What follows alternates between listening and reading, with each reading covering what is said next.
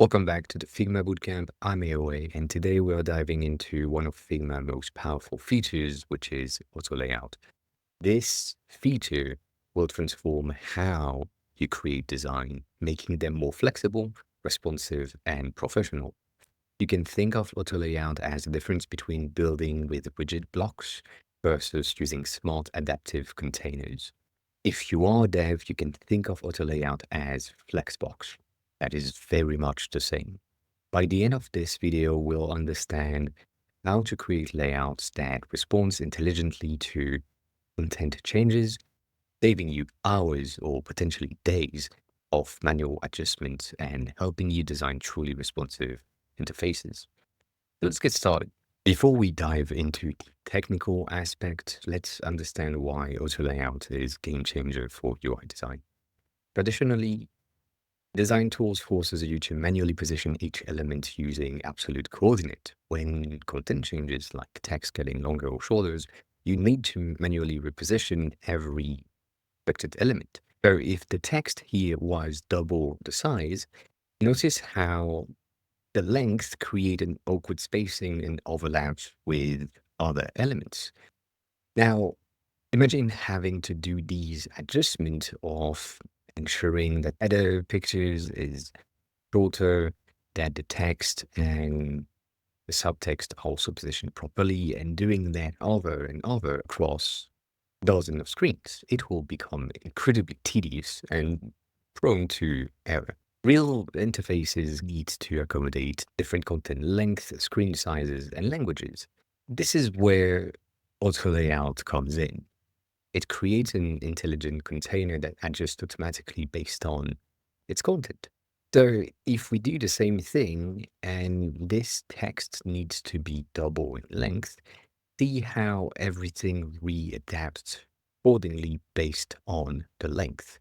In real world scenario, this wouldn't be as drastic, and it usually happen in change of languages coming from French to English to German to Hindi.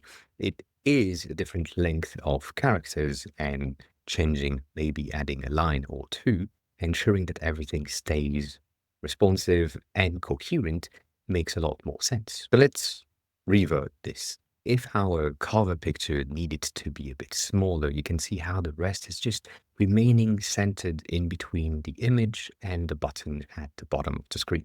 This is the power of auto layout. Design that responds to changes while maintaining the visual integrity.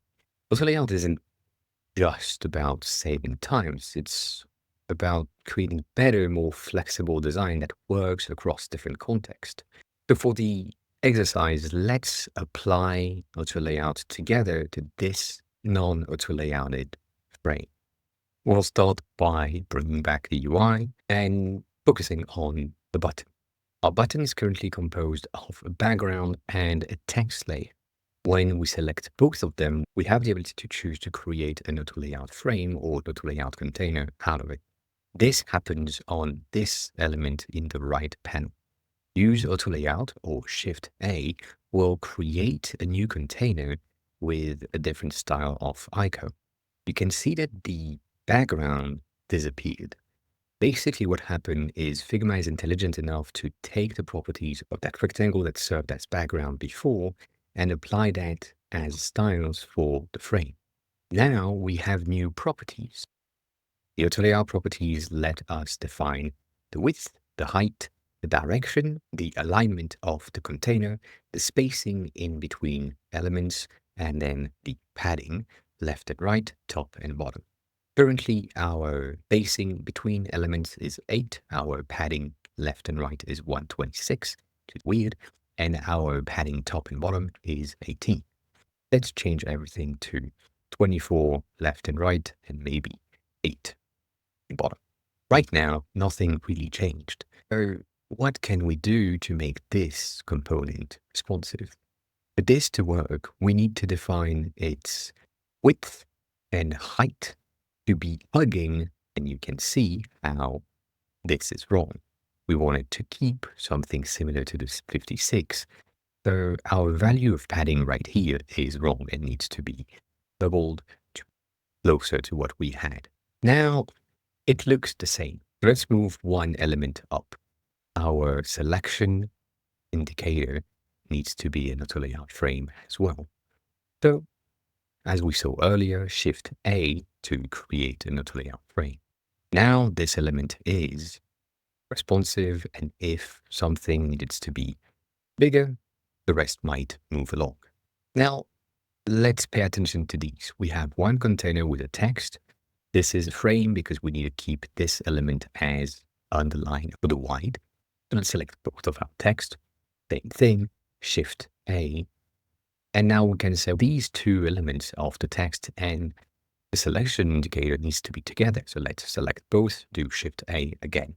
As you can see, we can nest as many auto layout frame as we want together. Lastly, we want to make the entire frame an auto layout container in order to adapt to its content. So let's select the frame itself, do Shift A, and you will notice something. Some of these icons have containers with tiny corners to them. These are absolute positioning to ensure that some of the elements, as in the status bar right here, and the skip button, which is not as visible as it should be, are remaining fixed and above everything without description. We know that the navigation home indicator needs to take the same behavior. So this happened in this button on the top right, which is ignore auto layout or absolute positioning. When clicking it, you will see some things will happen in the frame. Now it is set to have its anchor to the top, which is not what we need. We need it to be bottom and left and right. So we now have everything in the responsive container with a specific amount of 29 spacing. This is not good. So let's say we wanted this to be automated and flexible based on the content. So we can type A for automatic, and you can see that the button is now at the bottom underneath the home navigation indicator, which is not what we want. We need to have a bit more padding at the bottom. The home indicator is supposed to be 40 pixel of safe area, so we'll change that to 40 on the bottom edge. Now, what that means is that if that frame were to be resized vertically, the content would always be centered. However, it doesn't really work horizontally. We know that some things needs to be more flexible, as in our status bar needs to be left and right, our skip button needs to be right and not left, and our cover image needs to be flexible horizontally. Now, if we resize the frame, everything will adapt to the content. Right now, everything is set to center align, but we could decide to have everything left align, right align, or center aligned. This frame is currently set to a vertical orientation, but we could change this to horizontal layout if we wanted to. This will put everything side to side and adapt the content to make sure that things are in the right place. For us right now, what that means is we might need to reorganize our content to have the text and the button in one single auto layout frame that would wrap together. Before we do that, we need to touch on max width and min width.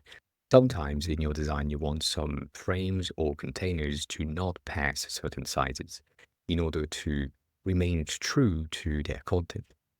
For example, this image past a certain point is losing height, and around here, nothing really makes sense. So we want to make sure that this element doesn't go past 440 pixel of width, which is going to be our max width right here, set for 40, which is, I think, an iPhone 16 Pro. It can also have a mid width of 320, which is an iPhone SE older generation, meaning that if we resize the screen right now, it will never go past a certain width in both directions. Now let's adapt our content to make it a bit better and responsive. Let's change our text container and our button container to be an auto layout frame together. Everything inside should be filling the container. You can type the F key directly to set this to fill, or you could define that this element is in fill. From there, right now it is set to hug, so it took the minimal size possible to resize itself.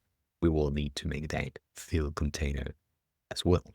And then that content with the constraint we've seen earlier, let's say that to center, so that's always in the right spot.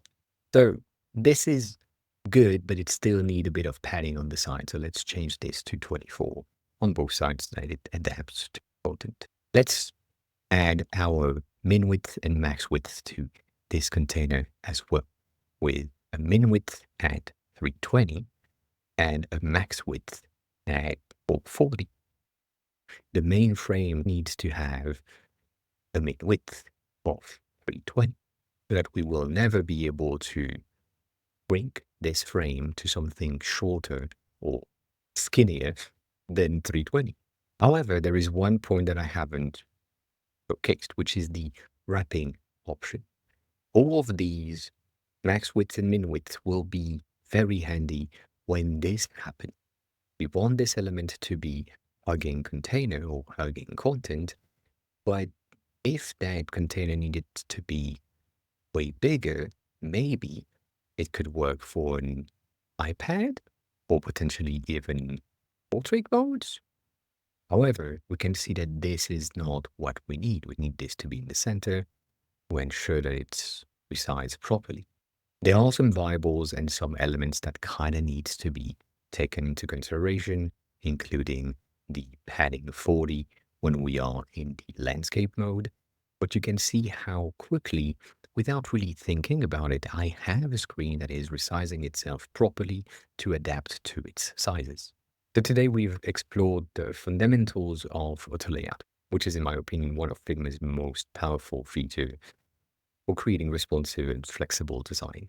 We've learned how to convert static frames to auto layout by using Shift A or the auto layout button, control the direction from vertical, horizontal, or wrapping content, nest multiple auto layout frames together inside of a single bone frame, and then set appropriate resizing behavior with max width and min width to align and distribute elements appropriately based on the size of the main container. Auto layouts transform how you work in Figma, saving you probably days of manual work. It makes your design adaptable and professional. Rather than fighting with the manual positioning of everything, you can focus on solving the design problem and creating a great user interface. In our next video, we'll build on this foundation by exploring components, which is Figma's system for creating reusable design elements. Components and auto layout work hand in hand, making sure that the design stays responsive and coherent across all the screens. As always, if you found this video helpful, don't forget to subscribe for the entire Figma Bootcamp. Remember that the Patreon members get early access to the videos and access to the file, so the link is going to be in the description below. What UI elements are you most excited to rebuild using the layout? Let me know in the comment. As always, I've been AOA and I'll see you in the next one. Bye!